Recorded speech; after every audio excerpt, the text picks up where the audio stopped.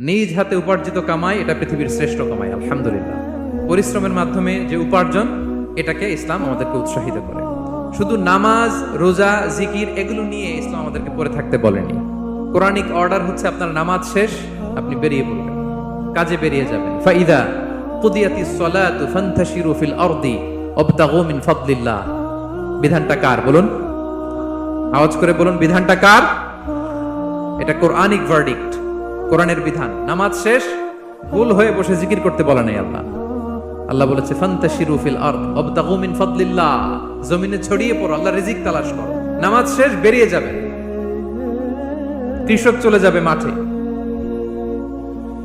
শ্রমজীবী চলে যাবে ফ্যাক্টরিতে, শিক্ষকরা চলে যাবে তাদের শিক্ষা প্রতিষ্ঠানে, কর্পোরেট ওয়ার্ল্ডের লোকেরা চলে যাবে তাদের প্রতিষ্ঠানে। ডেভেলপমেন্ট করতে হবে, সিভিলাইজেশন করতে হবে। নামাজের পরে গোল হয়ে বসে থাকা চলবে না। কি ব্যালেন্স দেখেছেন ইসলাম?